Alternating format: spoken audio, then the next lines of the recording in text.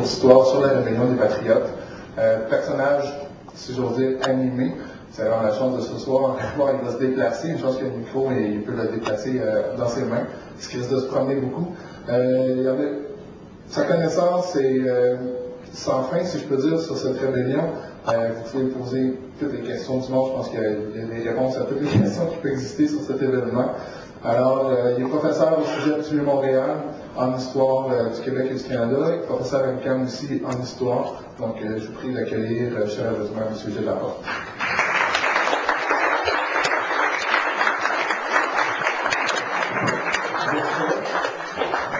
Merci, mille fois merci. Depuis tantôt, on a le droit à des sans plus tarder. Ben, vous en avez un qui va s'accrocher au micro un peu plus longtemps. Je veux saluer aussi, il y a des patriotes au buffet de l'entrée qui écoutent Yves Beauchemin, des gens très honorables. Alors, les patriotes sont à l'humanité, les fils de la liberté sont à la Société Saint-Jean-Baptiste. OK. Évidemment, je ne peux pas commencer un laïus, puis je pense qu'on se doit ça. On doit se poser la question d'abord, oui, encore, les patriotes, et pourquoi? C'est intéressant comme effet. Peut-être parce que je suis trop en avant du haut-parleur. Peu importe. Oui, ça va mieux. Ah bon, c'est correct, je suis dans une cage invisible. Surtout pour se demander, je pense qu'on doit faire cet exercice, voir qu'est-ce qui explique. D'abord, il y a un peu d'intérêt qui ne se dément pas pour ces événements-là, pour ces gens-là. Oui, bien sûr, des héros, oui, bien sûr, morts, oui, bien sûr, pour une noble cause, mais je n'ai pas à vous que je vais apprendre qu'on meurt pour de nobles causes depuis la nuit des temps. Il faut faire cet exercice, je dirais presque thérapeutique, à voir en quoi ils ont encore quelque chose à nous dire et pourquoi ils arrivent à le dire avec une telle résonance. Encore une autre. Je verrai 6 raisons que je vous décline à peu près comme suit. La première raison, puis je pense qu'elle est fondamentale, c'est que le Québec de 1837 ressemble étonnamment à celui de 2007. Et ça, autant quand on est rigoureux que lorsqu'on cherche à vulgariser pour le grand public, il y a des faits qui frappent. On est toujours, bon an, mal an, face à une population à 80% d'origine française. On est toujours, bon an, mal an, face à une population où la majorité a un revenu moyen inférieur à la moyenne. On est encore, bon an, mal an, devant une société de locataires. Dans les faits, il y a des analogies qui frappent et qui font en sorte que les parallèles parlent et sont dotés d'une certaine efficacité. On va revenir sur ces analogies-là tantôt. Deuxième raison qui explique, je pense, l'attrait de ces événements-là, évidemment, c'est le creuset identitaire. Excusez l'expression. Ça veut dire que pour vous, que vous soyez jeune ou moins jeune, il demeure que penser à 1837, ce n'est pas seulement les canons de Saint-Eustache, ni les mousquets de Wilfrid Nelson, c'est aussi toute une société qui, au-delà des âges, nous charme. Elle nous renvoie une image de solidarité. Elle nous renvoie une image de camaraderie. Elle nous renvoie une image de société davantage en phase avec des d'authentiques valeurs que l'on chérit, que l'on apprécie et qu'on semble avoir perdues. À la mi-chemin entre le folklore puis l'enracinement, il y a dans 1837 un miroir aux oubliettes, quelque chose qu'on cherche et pourtant on sent qu'on a perdu. C'est ce monde-là de solidarité, le monde d'entraide, je dirais presque un monde écologique, davantage en rapport avec la nature, proche de la Terre, dont on s'ennuie et qui ajoute à l'ampleur de ces événements-là et l'effet qu'ils ont sur nous. Sinon que creuser identitaire. Troisième raison, ça c'est une raison que je chéris parmi toutes. Pourquoi les patriotes et non pas, par exemple, Henri Bourassa, Maurice Duplessis? Si je vous demandais de placer sur un indicomètre ou un applaudimètre des personnages historiques, sans doute des Nelson, Chénier ou de Lorimier l'emporteraient largement sur des Montcalm, des, ma foi, même à la limite, des Camille Lorraine ou même des Honoré Mercier. Pourquoi cela? L'explication, selon moi, est d'ordre psychosocial. Que diriez-vous du fait que les périodes représentent l'expérience inachevée? C'est-à-dire, j'appellerais ça l'expérience que nous n'avons jamais transcendée. Prenons en d'autres mots, là où nous nous trouvons en 2007, comme peuple, nous avons franchi un certain nombre d'étapes. Or, il y a des étapes qu'on a bel et bien franchies. Pourquoi ne se rappelle-t-on plus de Maurice Duplessis? Ben, parce que l'impôt provincial, on l'a acquis. On est bien au-delà de ça maintenant. Pourquoi ne pense-t-on plus à Honoré Mercier? Ben, parce que l'autonomie provinciale, c'est très large. Ce que voulait Mercier, c'est très largement acquis. Pourquoi ne vénérons plus nos très saints pères de l'Église qui se sont tant battus pour la survie de notre langue et de notre culture? Parce qu'en général, on est déjà au-delà de ça. De notre passé collectif, il ne nous reste qu'une expérience que nous n'avons pas réussi à transcender. Nous n'avons pas atteint le point jusqu'où les patriotes, eux, se sont rendus. Ils nous dépassent encore et ils vont continuer à nous fasciner, dis-je, à nous achaler, tant que nous n'aurons pas réussi là où ils ont finalement échoué. Notre raison, bien sûr, elle est évidente, c'est la notion de sacrifice. Cette notion-là nous interpelle, elle nous fascine. Ils sont à mourir pour des idées. Ce matin ou ce soir, qui irait se mourir pour le déséquilibre fiscal? Des points d'impôt, ou pour avoir notre pécule des accords de Kyoto. Bien sûr qu'il y a d'autres explications, mais à prime abord, ça frappe. Ils sont 12 à avoir été pendus, des centaines morts sur les champs de bataille, 58 en Australie, 8 aux Bermudes, des 1300 emprisonnés, 3000 exilés aux États-Unis. Je donne souvent les chiffres reportés sur la population de 2007. Ça nous donnerait 1800 prisonniers, 18 000 prisonniers, ça donnerait un truc comme 60 000 exilés, ça donnerait des centaines de pendus. Cette proportion gardée, c'est un drame d'une ampleur imposante, mais pas du fait des morts, non pas du nombre de l'ampleur du sang coulé. Il y en a eu autrement du sang coulé dans l'histoire du Québec. C'est davantage la notion de conviction qui nous frappe. Ces gens-là étaient authentiquement habités par un idéal. Et c'est ça qu'on sent qu'on a perdu, c'est ça qu'on cherche. Et je vais y en revenir tantôt à propos de notions qui sont bien actuelles, qui nous renvoient ensemble à l'idéal républicain, qu'on semble avoir perdu entre-temps. Revenons sur cette notion-là d'idéal républicain qui habitait authentiquement l'âme des principaux leaders. Elle consistait à voir dans le respect des institutions, dans la lutte pour les droits de la majorité, un idéal qui n'était pas négociable, qui ne pouvait pas faire l'objet de compromis, ni d'accommodement, aussi raisonnable soit-il.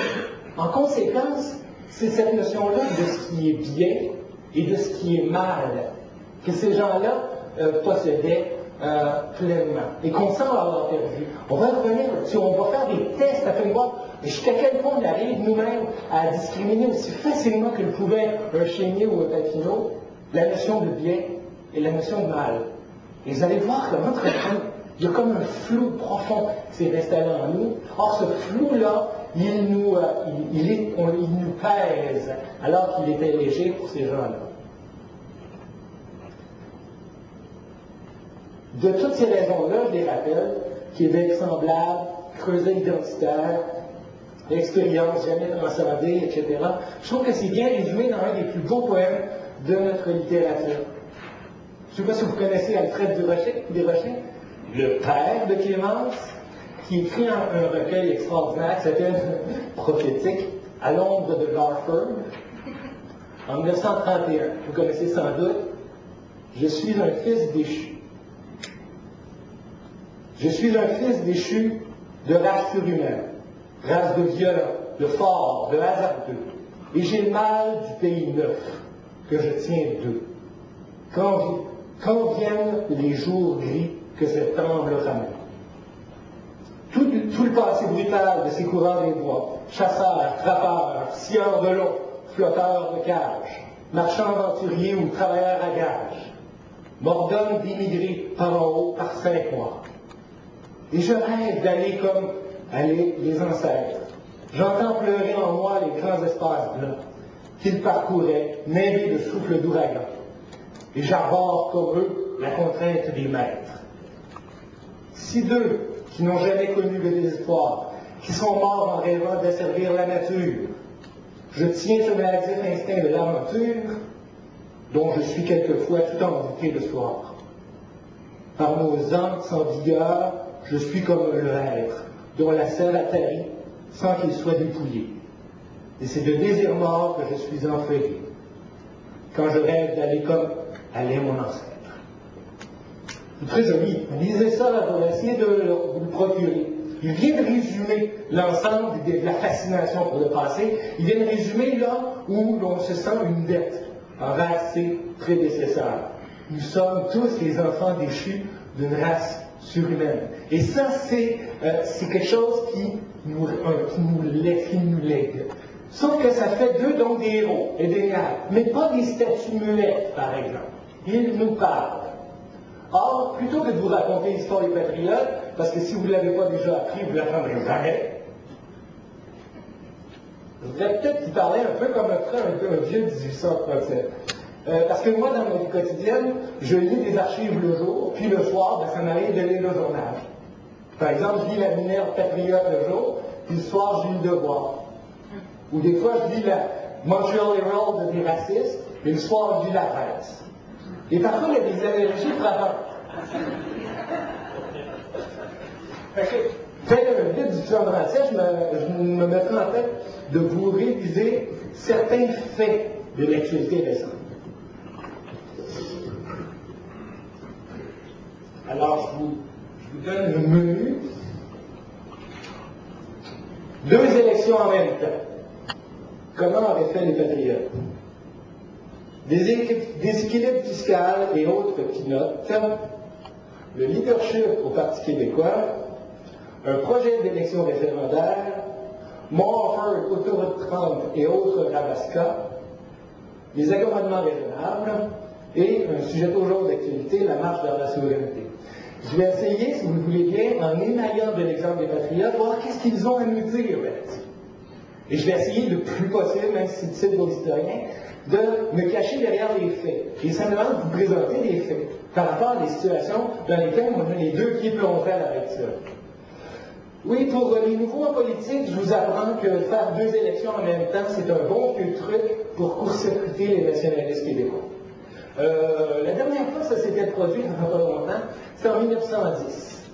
Quand Wilfrid Laurier à Ottawa et puis Lauvergoin à Québec ont déclenché des élections en même temps pour que les forces nationalistes dans les Bourassa ne sachent plus à quel sein se vouer. On va avoir 2 élections, probablement à quelques jours d'intervalle au mois de mars, et c'est bien sûr de même couleur que Charest et Harper sont rencontrés. Ils ont trouvé qu'il y avait une idée sensationnelle pour que les militants du Bloc et du Parti québécois ne sachent plus à quel sein se vouer. Et c'est arrivé souvent aux patriotes. La première fois, en 1810. En 1810, le gouverneur du Québec, du Bas-Canada, Lord Craig, est une crapule consumée. Et il voit, lors de l'élection de 1910, arriver une jeune délégation de députés du Parti canadien, dominée par un certain Pierre Bédard. Il y a des gens assez extraordinaires là-dedans, dont déjà le jeune Denis Benjamin Léger. Or, Craig constate qu'il n'aime pas la composition de la Chambre. Il demande un certain nombre d'accommodements à la Chambre, qui les refuse. Après seulement 3 semaines de Parlement, il ajourne les travaux et il force le peuple à retourner en élection. Le peuple retourne aux urnes et il reporte la même majorité de députés canadiens. Les mêmes fatigants que n'aimait pas le gouverneur. Il va les souffrir cette fois-ci 4 mois et il va retourner en élection. Le Québec va s'être tapé 3 élections générales en 17 mois. Mais à chaque fois, la députation canadienne s'était vue renforcée. À chaque fois, voyant très bien les manœuvres, les manipulations, surtout la corruption du gouvernement, on a quand même de nouveau fait confiance aux gens du milieu. Ça, je vais y en revenir. Et c'est tout à fait remarquable. Parce que ça se répète exactement le même scénario qui, 17 ans plus tard, en 1827, le gouverneur Lord Dalhousie. Là, il y a un fatigant de plus qui s'est ajouté au groupe, il s'appelle Louis-Joseph Papineau. Papineau est alors, il est élu député et devient président de la Chambre à partir de 1815. En 27, on a le même phénomène, utiliser les mœurs électorales, utiliser les trucs électoraux afin de court-circuiter la députation nationaliste au Parlement provincial. C'est le même jeu qui se répète, on va avoir 3 élections générales en moins de 2 ans. Et à chaque fois, la députation patriote est renforcée. À la fin, on a même réussi à coincer le gouverneur, le forcer à admettre ses torts, et il va être démis de son poste en 1828. Donc, à chaque fois, on a réussi à bien identifier, à bien montrer au peuple la manipulation dont il était l'objet et comment il ne devait pas être dupe des tentatives de, disons, d'intimidation. Parce qu'évidemment, il y avait la violence avec ça, je n'ai pas besoin de vous rappeler la violence électorale qui se déroulait à l'époque, des anecdotes assez extraordinaires. Dans 2 montagnes, on avait installé, pas 3, pas 4, mais bien 12 gars bien armés qui devaient empêcher les électeurs patriotes d'aller voter. Une des belles ici, c'était à l'élection de 1834. Le député de Terrebonne, Louis-Hippolyte Lafontaine, souhaitait être réélu, évidemment. Or, le gouverneur a eu la bonne idée d'installer le seul bureau de vote de Terrebonne et d'installer à Rawdon. Vous voyez un peu ce que c'est le grand groupe de Terrebonne, qui comprenait l'île Jésus et qui s'en allait jusqu'à le Grand Nord. Et Rawdon, c'était un village essentiellement anglophone. Alors, au bout de 3, parce que les élections duraient 2 jours, au bout d'une semaine, Louis-Hippolyte Lafontaine n'a toujours pas un seul vote en sa faveur. Tout le monde se demande pourquoi, tandis que l'autre candidat, le fun, va bon an, mal an, remporter l'élection. Alors, on s'est réunis à Sainte-Rose un dimanche après-midi pour décider d'aller voter. Alors, quand on va voter à l'époque, on y va avec des bâtons, bref, de quoi se défendre. Et ils prennent le chemin où on a voté Gaston, ils s'en vont voter à Rawdon. En arrivant, ils sont accueillis à coups de mousquet, et il y a même un petit canon de capitaine de l'hélice qui les attend. C'est ce genre d'élection-là auquel les patriotes faisaient face.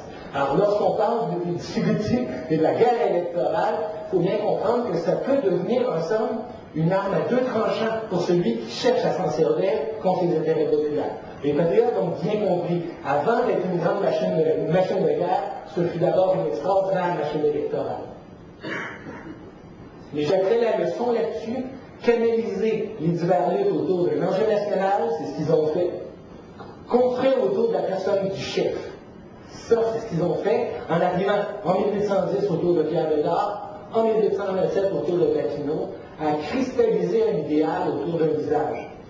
Et enfin, rappeler que ce que le peuple peut gagner concrètement, s'il suit ses chefs. Alright. Ça va bien? Deuxième enjeu d'actualité, je me suis amusé comme une fois à ça, déséquilibre fiscal et autres petits-notes. On se comprend. Il s'agit bien d'acheter les élites et de tenter d'amener l'enjeu principal vers des questions dilatoires, questions d'éluder le débat national. Évidemment, vous avez compris que le gouvernement anglais a passé son temps à faire ça dans l'histoire du Québec. En fait, on peut dire que la corruption des élites est à proprement parler la spécialité de l'Empire britannique. Ils l'ont fait en Inde, ils l'ont fait en Afrique, ils l'ont fait en Irlande, et ils l'ont bien sûr fait au Québec. Rappelez-vous, le lendemain de la conquête, combien ils ont pu prendre le contrôle de la société québécoise simplement en achetant les élites seigneuriales et cléricales. Revenons en 1827. Papineau revient triomphant à une 3e élection générale. Il est président de la Chambre. L'Europe d'Andalousie est humilié. Il va perdre sa job, le gouvernement anglais, clairement, est dans l'embarras. C'est à ce moment-là qu'on va commander un vaste, nommage, vous savez que ce que fait le gouvernement anglais quand il est dans l'embarras, il commande une commission royale d'enquête. La commission des 800 études doit déposer son rapport. Si j'essaie de m'en passer.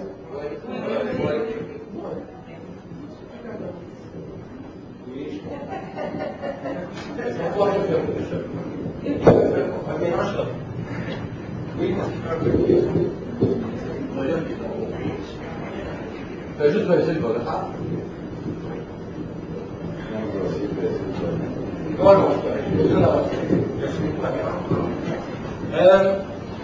La commission de 1800 vallées La commission de 1828 visait essentiellement à voir, mais bon Dieu, qu'est-ce qui se passe dans cette province où les Canadiens français refusent obstinément de collaborer.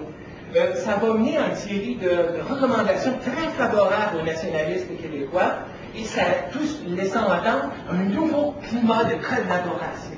Fini les chicanes, etc. Je suis sûr que vous avez déjà entendu cette rengaine-là. Et elle est clairement formulée il y a 170 ans. Or, ce qui se produit, c'est ceci. Ce qui se produit, c'est que lorsque on arrive à 1830, il y a un nouveau gouvernement anglais qui est nommé un gouvernement Whig, qui est liberal, qui est plus ouvert aux revendications des colonies. Un nouveau premier ministre en Grande-Bretagne, Lord Melville. C'est peut-être quelque chose. Et là, tout à coup, un vent de renouveau flotte sur l'Empire britannique. On parle de gouvernement responsable, etc.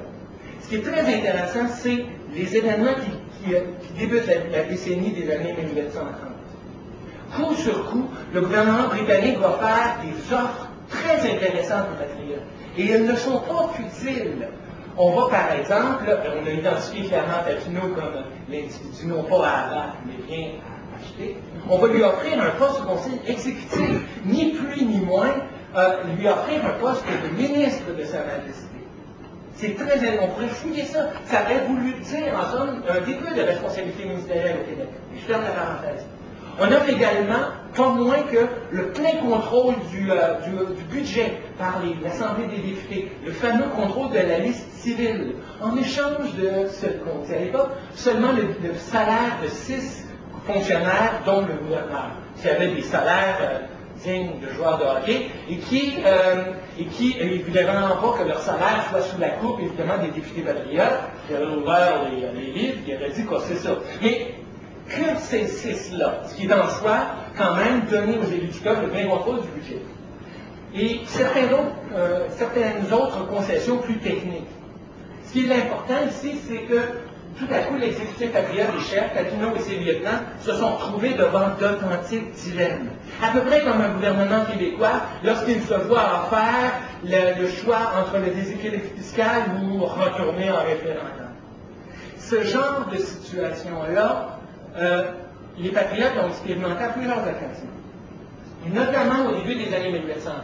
Or, l'histoire est que Papineau va faire en sorte de tout refuser ces offres.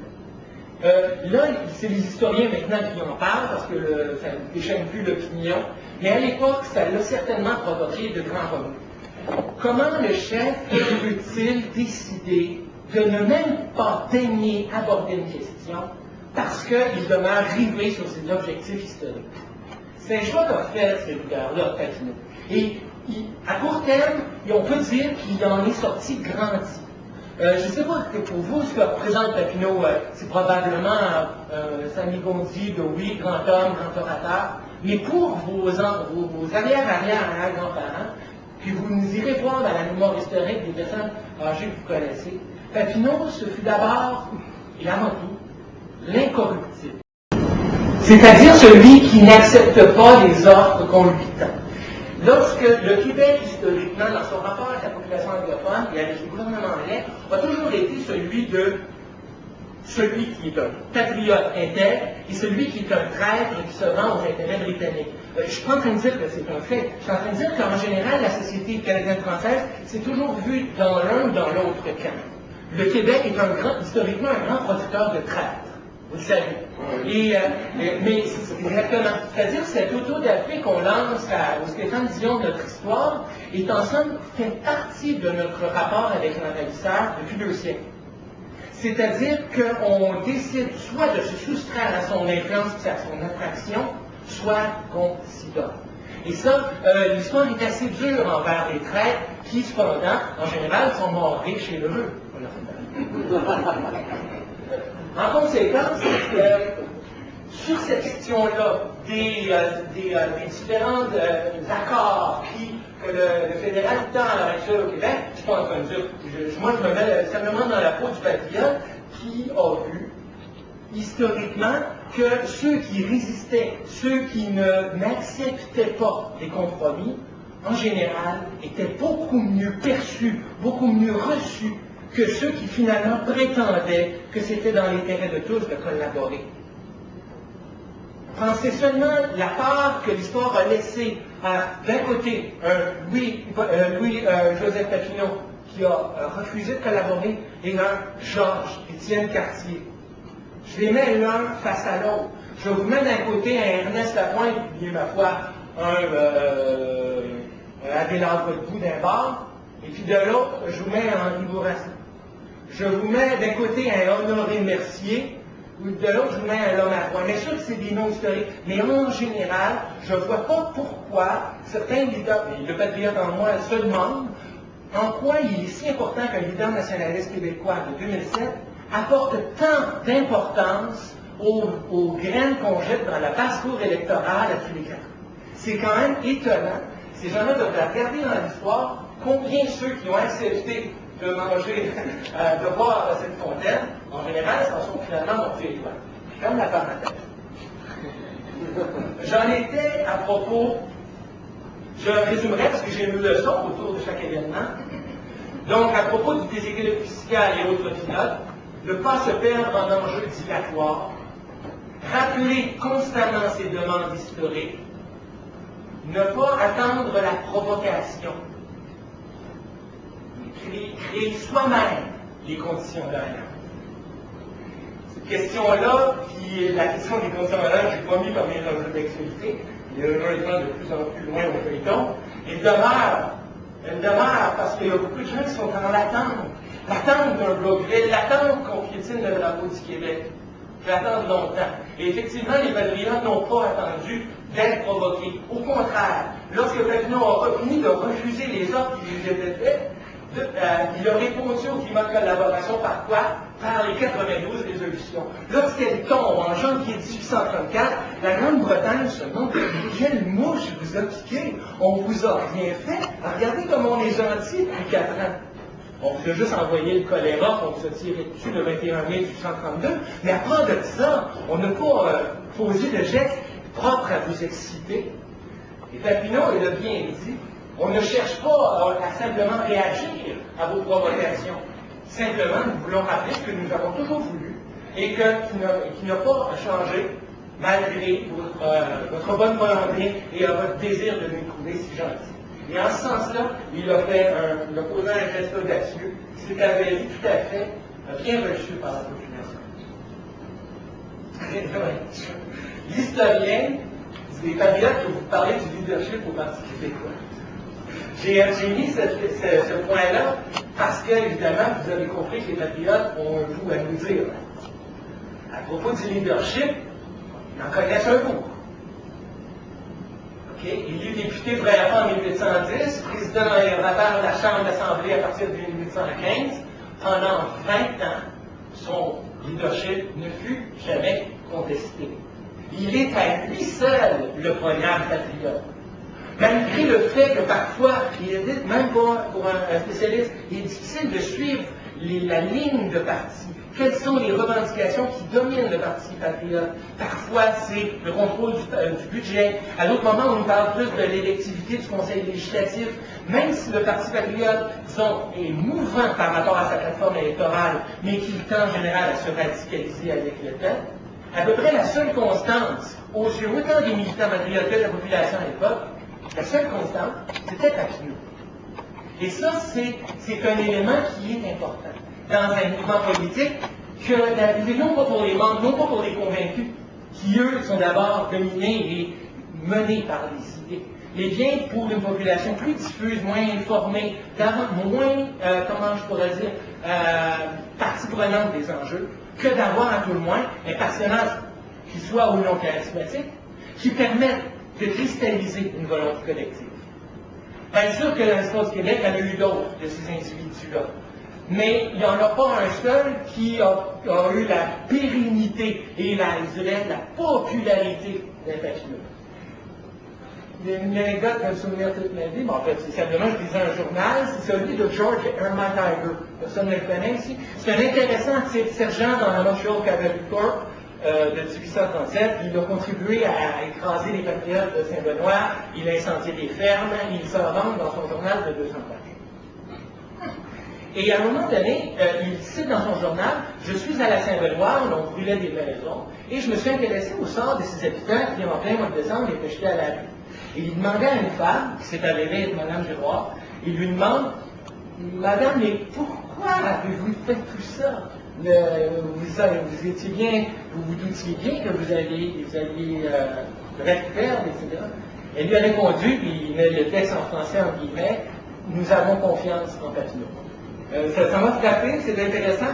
Au-delà donc de la conscience politique, au-delà de la profondeur et de la conviction, il y a l'image charismatique et corpusculaire d'un chef que les patriotes ont réussi à trouver et qu'ils n'ont surtout pas contribué à déboulonner. Au contraire, ils ont fonctionné dans une autre société où le rapport aux institutions était fort différent et surtout à l'autorité. Mais il demeure que ça a certainement permis au mouvement patriote de s'inscrire dans la durée, malgré ses fluctuations idéologiques, malgré ses changements de cap, le fait qu'il ait pu conserver un leadership constant durant toute la période.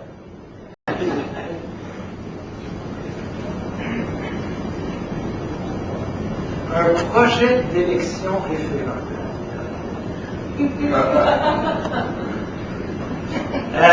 J'ai essayé de commencer à discuter, je voulais savoir des choses là-dessus, et on m'a rapidement fait comprendre que je ne comprendrais pas. Mais je n'ai pas désespéré, puis je tiens juste à vous dire que je vais sans doute dire des bêtises, mais voici ce que je pourrais vous dire d'un point de vue patriote. Mais les patriotes en ont fait une élection référendaire. Le 21 janvier 1834, ils déposent les 92 résolutions au Parlement provincial. C'est un texte considérable de plus de 40 pages qui décrit en détail à la fois les récriminations des Canadiens envers l'occupant britannique et en même temps qui est un authentique programme qui pourrait mener éventuellement à la naissance d'un nouveau pays dans le nord-est de l'Amérique. Les revendications sont à ce point radicales qu'elles auraient pour effet, en somme, de priver le gouvernement anglais de toute influence dans la colonie. Bien sûr qu'on est en face d'un gouvernement qui n'a pas de pouvoir, un parlement dirige qui n'a pas de pouvoir. Alors, les 92 résolutions sont promptement récusées par le gouverneur et on finit là. Pas du tout, on dit les patriotes. On va mener un double mouvement. Un mouvement d'abord de pétition vers la Grande-Bretagne. Immédiatement, dès qu'elles sont votées, les 92 résolutions font le tour de la province. J'ai calculé qu'il y avait à peu près 60 à 70 assemblées, je les ai peut-être, il y en a peut-être quelques-unes qui m'ont échappé, qui se déroulent entre février, dis-je, et mai 1834. Et la pétition, un peu comme ça, il y a une pétition sous le bras, on fait le tour du Bas-Canada pour recueillir plus de 66 000 signatures. C'est Augustin Norbert-Morin qui, au mois de juin, prend le bateau, s'en va en Angleterre, pitch à la Chambre des communes d'Angleterre. Premier côté. D'un autre côté, ce qu'on va faire, c'est qu'on va organiser une vaste mobilisation autour de ce programme-là, autour de ces revendications-là.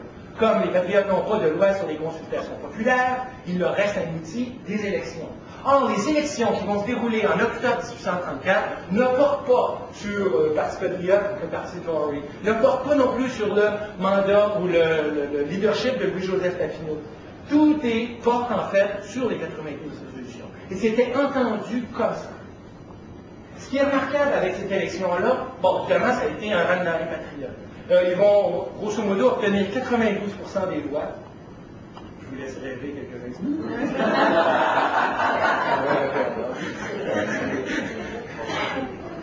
Et ils vont gagner 88, en fait 81 des 88 comtés. Il leur reste 7 comtés, c'est essentiellement les deux députés de Sherbrooke, il reste Shepherd et William Christie qui est élu dans Gaspé. Mais grosso modo, un grand palais, et qui nous serait envisagé l'idée que, bravo, tenons une élection sur un programme politique et non pas sur des écrits. Et là, il y a cependant le patriote vous dirait, soyez cependant attentifs au point suivant. Certainement que la caution démocratique, telle qu'on a obtenue les patriotes en 1834, est aussi puissante que n'importe quel référendum surveillé par l'ONU et les droits de l'homme. C'est un résultat qui est tout aussi impressionnant.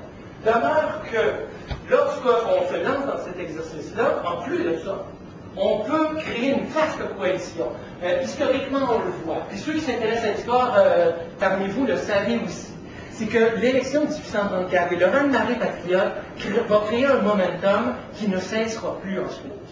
C'est-à-dire qu'au sortir de cette élection-là, on a fait le plein de ce qu'on va appeler la gang des patriotes. À partir de là, il va y avoir très peu de « OK, je sors, je rentre du mouvement ». Vous me suivez? Le leadership va se consolider autour d'un programme politique et il va se fondre dans la lutte électorale. Dès lors, ça se cristallise. Les groupes sont assez bien cristallisés, ils vont demeurer à peu près les mêmes jusqu'aux rébellions. 3 ans plus tard. De un. De deux, c'est tout à fait, ça va créer comment je pourrais dire, littéralement un mouvement organisationnel. C'est-à-dire que des élections de 1834 étaient très bien organisées.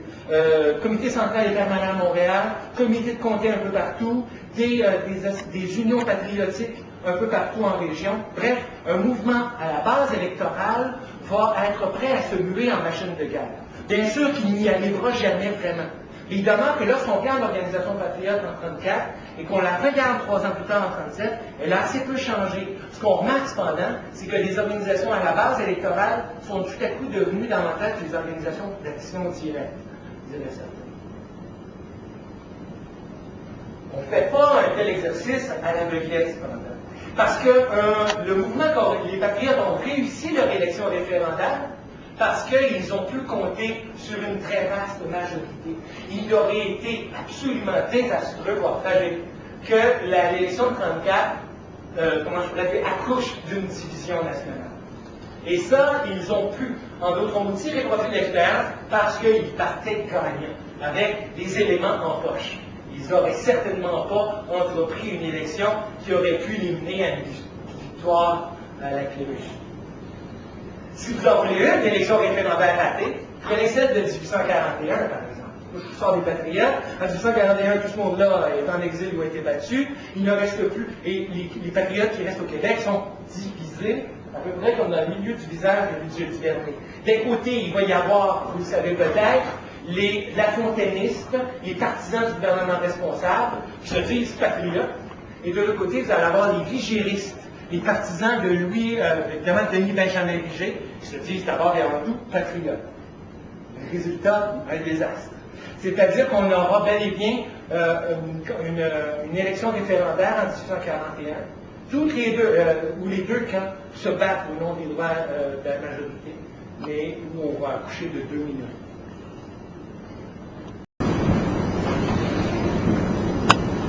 Mon offer d'autoroute 30 et autres rabascans. C'est peut-être mon sujet favori, en tout cas c'est celui où je le suis le plus fréré. Résumons-nous. Je veux rappeler ici le rôle crucial des luttes locales dans le mouvement patriote. Comment le Parti patriote a-t-il pu pénétrer jusqu'au cœur des campagnes, où 8 habitants, dis-je, 9 habitants sur 10 étaient illettrés, ne lisaient jamais la Minerve et n'ont même jamais vu Louis-Joseph Taquinot. Comment se fait-il qu'on va pourtant réussir à tirer du fin fond des campagnes des gens qui vont être prêts à crever pour la cause? C'est capable de répondre à cette question-là. Le paradoxe est là. Finalement, c'est ce qu'on appelle une mise à l'abîme. Vous l'avez. Comment a-t-on pu conscientiser, driller, si vous me permettez l'expression, des gens qui n'avaient pas accès aux médias, à l'information, et qui étaient à des années-lumière des considérations des 92 résolutions? C'est d'abord et avant tout, puis donc c'est l'interprétation sur laquelle je m'appuie, c'est d'abord et avant tout parce qu'ils ont pu tirer profit des luttes qui se menaient localement. Des combats qui occupaient les gens de Shepherd, les gens de Missisquoi, les gens de l'île Jésus, les gens de la région de Yamaska. Ces gens-là étaient pris dans des réalités, dans des conflits régionaux locaux qui les passionnaient. Ce qu'a réussi à faire Papineau en particulier, parce qu'il a compris l'importance de cet enjeu-là, c'est de les canaliser vers une lutte nationale. Il aura compris ça. Lorsqu'on le voit arriver à Saint-Eustache la première fois en 1834, il y a déjà des leaders là-bas. Là. William Henry Scott puis Jean-Olivier Chénier n'ont jamais attendu l'autorisation de Papineau avant de se moucher. Et pourtant, Papineau, en arrivant à Saint-Eustache, il agit de manière modeste. Il écoute les gens Et là, on lui dit, nous voudrions cela. Ben, il y avait des enjeux locaux, en particulier l'approvisionnement de la caserne de Carillon, l'accès au marché du Haut-Canada, la construction du pont. C'est des grosses questions, là. C'est passionné, la Papineau. Ah, écoutez ça. Et il était prêt il a pris ces choses-là, il les a menées sur une plateforme nationale. C'est d'abord et avant tout ça la leçon du mouvement patriote, et c'est d'abord et avant tout ça qui explique la profondeur de la mobilisation patriote. Comment peut-on imaginer rassembler 8000 personnes à Saint-Charles le 23 octobre 1837 dans un village qui compte 500 habitants? Comment pouvez-vous imaginer autrement que la population de Sainte-Marguerite de Blainfilly, l'Acadie, ça vous dit quelque chose? Écoutez, l'Acadie, c'était un trou, et c'est toujours un trou, là. C'est aussi accessoirement le plus beau village du Québec, là. Mais en attendant, c'est un village de 470 âmes à peu près. Or, la moitié des hommes majeurs de ce village-là ont été emprisonnés ou ont été impliqués dans les coups. La moitié des hommes. On peut pas mobiliser une foule comme ça de paysans simplement avec des grands enjeux nationaux. C'est qu'on a pu tirer profit des enjeux, des rivalités locales, du monde qui aider. En attendant, non seulement il a réussi ça, il a réussi une autre chose, il a compris une chose, Papineau et son entourage, c'est que les luttes locales, régionales, sont également une excellente école du militantisme. Je ne vais pas trop creuser ça parce que vous allez tout de suite saisir de quoi je parle. C'est-à-dire que, je reviens dans le contexte de 2007, ce qu'on constate, c'est que la lutte nationale, la lutte pour l'émancipation du Québec est une lutte énorme, colossale, qui nous dépasse tous, chacun d'entre nous, individuellement. On ne peut pas l'envisager si on n'a pas fait ses classes dans d'autres luttes. Moi, je me souviens de mes amis qui ont milité dans les années 60. C'est souvent par leur syndicat ou leur groupe communautaire qu'ils ont appris l'importance des démocratiques et qu'ils ont fait connaissance avec les leviers du pouvoir, aussi qui sont heurtés la première fois à des refus géométriques. C'est ensuite qui sont menés, qui sont en allés dans les lignes majeures, si on veut, de la lutte nationale. Autant je suis sûr que chacun d'entre vous ici a des degrés variables impliqués dans des enjeux locaux ou régionaux qui vous préoccupent autant. Et c'est très bien. Parce que c'est essentiel d'abord à votre conscience politique, mais c'est aussi crucial pour votre conscience citoyenne. Avant d'être des citoyens du Québec, vous êtes d'abord des voisins, des amis, des confrères de travail, des gens qui habitaient un milieu. Et ça, c'est donc essentiel d'articuler ça. C'est pour ça que je parle de Hartford, c'est en hommage à Desrochers, mais c'est aussi pour rappeler comment il y a des luttes que je vois sous nos yeux, comme vous, qui peuvent très très bien canaliser au niveau national, or elles ne le sont pas suffisamment. Et ça, il n'y a pas de doute qu'un mouvement national a un intérêt à davantage être sensible à ces enjeux locaux-là, ou régionaux, et afin d'authentiquement ramener les choses à leur juste proportion, bref, d'aller chercher les gens dans leur milieu. Et non pas comme on fait un peu, malheureusement, je crois, un peu avec les gens de la ville de Québec, un peu comme les conseillers de d'abord avant tout des Québécois et tout le reste, sans authentiquement s'intéresser au milieu dans lequel ils vivent. Je ne vous dis pas qu'il y a juste des bons côtés à ça. Papillon s'en est mordu les doigts. À force d'appuyer à peu près tous les mouvements locaux et régionaux qu'il rencontrait, il s'est retrouvé avec une coalition de mouvements en partie contradictoires, dont il va perdre le contrôle. Et c'est, selon moi, pourquoi il y a eu des rébellions. C'est parce qu'il a perdu le contrôle de sa base. Mais j'aime mieux perdre le contrôle de ma base que pas avoir de base.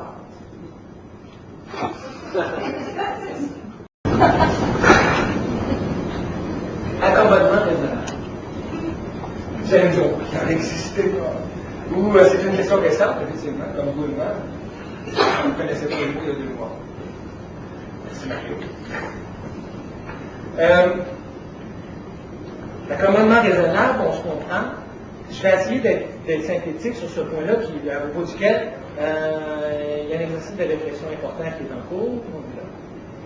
Comment que, si on considère que la notion d'ouverture de la société civile à des différences est une notion qui est liée à la vie des institutions, parce que vous et moi n'avons pas des constitutions dans notre poche. Vous et moi rencontrons les gens et décidons de les accommoder ou non sur une base individuelle. Lorsqu'on parle d'accommodement raisonnable, on parle de l'accommodement raisonnable au sein de l'institution. Alors, si on prend la question sous cet angle-là, les patriotes l'ont, comment je pourrais dire, fréquenté très souvent. Anecdote. 1804. Ezekiel Hart, ça vous dit quelque chose? Député donc élu 3 fois à Trois-Rivières, et à chaque fois qu'il arrivait pour siéger au Parlement, on lui demandait de jurer sur la Bible, et il ne voulait pas, parce que Ézéchiel, il est juif, alors pas de Bible, pas de député. On peut considérer ici qu'on est en face d'un cas d'accommodement déraisonnable. Alors en fait, même pas, on est en face d'une fermeture. Ce qui est très intéressant, vous aurez compris que les députés patriotes vont s'intéresser à cet enjeu-là. Et rappelons-le, parce que mon Dieu, que c'est pas suffisamment connu, c'est que la loi qui est passée, une des dernières lois d'ailleurs du gouvernement du Bas-Canada en février 1834, fait en sorte que les Juifs ne souffrent plus d'aucune exclusion au sein des institutions politiques, et notamment lors des élections, afin de représenter leurs concitoyens. Ça non plus, c'est pas suffisamment connu, c'est que la législature du Bas-Canada est la toute première législature de tout l'Empire britannique à reconnaître ce droit-là. Alors, ce qui est ironique, c'est que la Grande-Bretagne va le reconnaître seulement des années plus tard. Et le premier ministre de Grande-Bretagne, peut-être vous le connaissez, de 1854 à 59, puis de nouveau dans les années 60, Benjamin Disraeli, juif lui-même, doit ironiquement une partie de son droit de siéger au Parlement britannique du précédent canadien. Bien sûr que c'est un cas, rappelons-le, qui rappelle en particulier non seulement à quel point les institutions québécoises se sont montrées historiquement très accueillantes, mais en plus innovatrices à bien des égards. Il demeure que la question des accommodements pose un problème ici qui est particulier. Essayons de rappeler ceci. Une autre anecdote. En 1834, toujours, au Québec naissent plusieurs sociétés nationales. Vous connaissez bien sûr la Société Saint-Jean-Baptiste, j'espère. C'est loin d'être la première. Au Québec et à Montréal en particulier, existaient en 1834 pas moins de 7 associations nationales. Okay? Et ces associations-là, la German Society pour les Allemands, il y avait la St. George Society pour les Anglais, la St. Andrew pour les Écossais, la St. Patrick et la Hibernian Society pour les Irlandais. Les Irlandais en avaient 3. Avaient toutes un pignon sur rue et avaient un leadership, des statuts et un président et tout le reste. Or, non seulement les Canadiens français vont être le tout dernier groupe de la province à s'organiser en société nationale, et encore, on pourra en parler longtemps, le geste posé en 1834 est très, très, très modeste. Tout ce qu'on fait, c'est qu'on fait un party. Les véritables statuts de la société vont être bien après les années 1840. Et ramenons ça quand même en 1834. Ce qui se produit, c'est que alors que toutes les sociétés nationales étaient fermement ethniques, écoutez, les règlements et statuts de ces associations-là vous dresseraient les cheveux sur la tête. Par exemple, l'association, la Welsh Society des Gallois refuse d'admettre des Anglais ou des Écossais dans son rang. Et lorsqu'on lance des assemblées, on convoque des assemblées, on dit que vous êtes obligés d'être membre de la St. George, et on dit, mais vous allez être membre un True Briton, of birth, etc.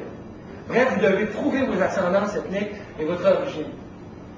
Est-ce que j'ai besoin de vous rappeler, le tableau est à côté, qu'au premier banquet de la Saint-Jean-Baptiste, il y avait autant d'anglophones que de francophones, il y avait des Irlandais, et les premiers toasts qui ont été portés, ça a été pour Daniel O'Connell, la lutte des Irlandais, nos amis du Haut-Canada en particulier, Mackenzie et John Locke.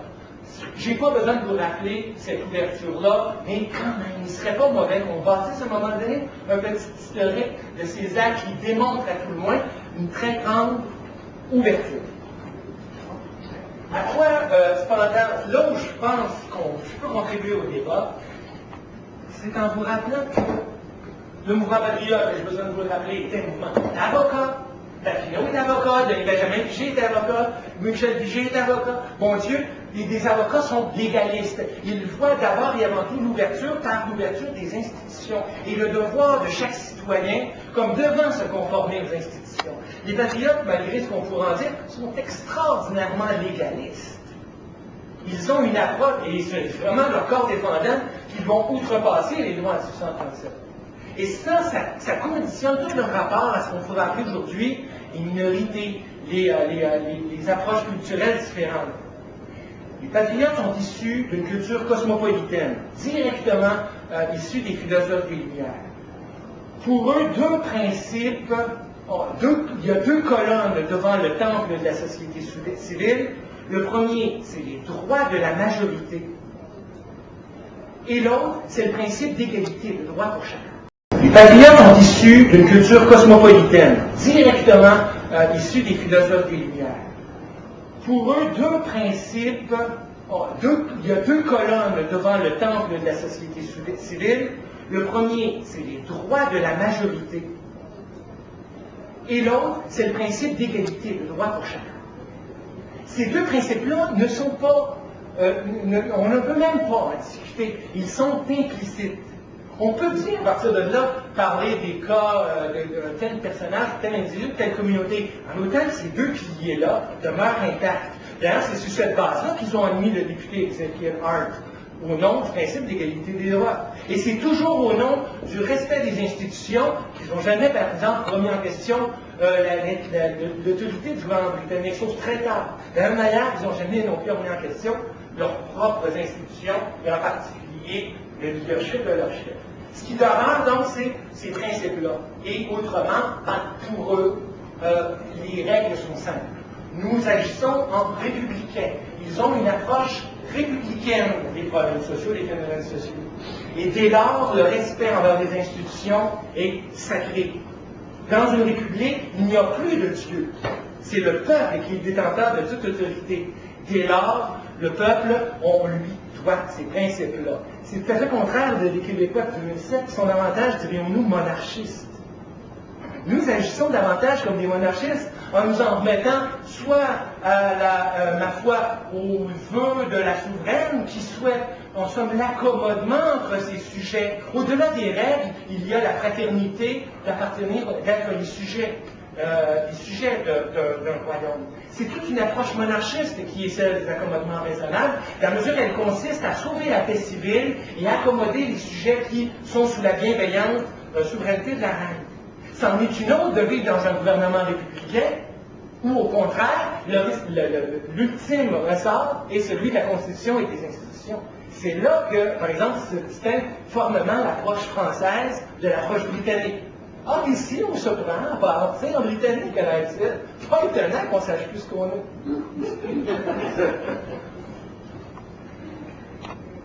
Bien sûr que il y a une constitution qui serait utile au Québec.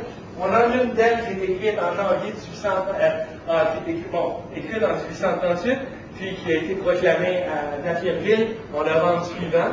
Puis je vous en rappelle à tout le moins les mots tellement simples comme un ruisseau. Nous, au nom du peuple du Bas-Canada, déclarons solennellement que le Bas-Canada doit prendre la forme d'un gouvernement républicain et se déclare maintenant de fait république. Et il y a un sens à ça. Ce n'est pas simplement récuser la souveraineté britannique, c'est également poser le peuple comme source de toute légitimité. Que sous le gouvernement libre du Bas-Canada, tous les citoyens auront les mêmes droits. Les Indiens cesseront d'être sujets à aucune disqualification civile quelconque et jouiront des mêmes droits que les autres citoyens de l'État du Bas-Canada. Que toute union entre l'Église et l'État est déclarée abolie et toute personne a le droit d'exercer librement la religion et la croyance que lui dicte sa conscience. Fait que nous, on aurait, écoutez, je vais vous dire quelque chose d'énorme, mais fait que nous, on n'aurait pas hésité à enlever le crucifix de l'Assemblée nationale. Pas parce qu'il est inquiet ou peu importe, c'est parce qu'il est d'abord républicain. Et dès lors, il a un rapport aux institutions qui absout le peuple de toute autre autorité que celle qui doit envers les institutions puis la Constitution. Or, considérer que ça fait partie de notre héritage, ça nous déchire dans la mesure où c'est toute notre mémoire monarchiste qui est invoquée. Sommes-nous une république? Si nous sommes une république, c'est écrit dans la Constitution. Et dès lors, c'est une façon d'envisager les problèmes que nous avons un problème que les Belges n'avaient pas. Bien sûr, ils ne faisaient pas face aux mêmes enjeux. Il demeure qu'ils avaient une réponse assez simple à ces préoccupations-là. Vous avez, peu importe, des résolutions qui sont sympathiques, même candides. La marche vers la souveraineté, pour moi, c'est toujours le sujet d'actualité numéro 1. Ça veut dire quoi? Ça veut dire c'est le droit d'exister collectivement. Et c'est pour exister collectivement, ben, il faut savoir ce qui nous lie ensemble. Or, l'adversaire emploie les mêmes moyens en 1837 qu'en 2007. Et croire que la propagande fédérale ou les questions dilatoires ou les manipulations électorales sont des nouvelles manœuvres, c'est bien se leurrer. Désolé, là, mais il s'avère que ceux qui ne connaissent pas l'histoire sont condamnés à la répéter. Parce qu'ici, on est en face, lorsqu'on observe le cas des patriotes, on peut voir qu'ils sont tombés droit devant dans le panneau. Si vous lisez à Montreal Gazette ou Montreal Herald, vous verrez les mêmes accusations de racisme rampant, les allusions plus ou moins fines au fait que nous sommes des attardés, d'avoir des réflexes féodaux et corporatistes. Et ça ne saurait cesser. Mais ce qui m'a vraiment déçu, c'est de voir à quel point les patriotes ont dépensé une énergie folle à tenter de répondre point pour point à ces accusations-là. Si vous lisez les textes patriotes, d'ailleurs, vous verrez qu'elles sont en général extrêmement, soporifiques. Et une partie de cette espèce d'effet endormitoire que leur lecture procure, c'est leur obsession que n'apparaisse jamais aucune allusion au peuple canadien-français et à la langue française. Hein? J'ai beaucoup d'étudiants qui viennent me voir, c'est où la langue? Et où la race? Elle est cachée. Elle est cachée, mais non pas assumée, mais simplement, comment je pourrais dire, refoulée. Refoulée par un discours de l'adversaire qui, lui, ne faisait pas dans la rondelle. Et ça, c'est tout à fait remarquable d'un bout à l'autre de l'histoire du Québec. Et là, ce que vous, encore une fois, regardez, les accommodements internationaux, on ne sait pas ce qu'on est, on a un problème d'identité. Pensez-vous qu'on nous aide de l'autre côté à avoir une identité? Franchement, il est clair qu'il faut d'abord identifier ce procès d'acculturation qui est en marche, et après ça, on fera des belles petites crises existentielles. Dans les faits, de 1837 à 2007, il est frappant de constater à quel point on continue à opposer les mêmes démons aux aspirations nationales des Québécois. Nos principes et nos valeurs sont constamment placés pour la résurgence de réflexes ethniques. Même la défense des droits de la femme est vue d'Ottawa comme un tribalisme suspect. Nos institutions nationales, comme la Société de Saint-Jean-Baptiste, vues comme crypto-racistes. Nos syndicats comme des corporations rétrogrades. Et nos valeurs collectives, en somme, suspectées, méprisées. Notre époque n'a pas inventé la rectitude politique, les patriotes l'ont appris à leur dépens.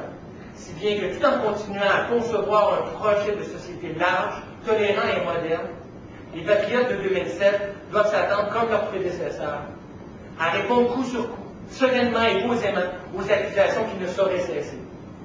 En attendant, les tenants de la souveraineté, comme en 1837, se retrouvent surtout parmi mes frères et mes sœurs, dont le français est la langue maternelle. C'est vrai, un peuple à qui on nie le droit à l'existence doit un temps pouvoir se redire et trouver dans son histoire et sa culture la force nécessaire à son propre accouchement. Et qu'il vienne cet État indépendant, qu'il vienne ce pays québécois, et promettons, comme les patriotes, la société la plus tolérante et la plus ouverte depuis la République de Platon. Merci beaucoup.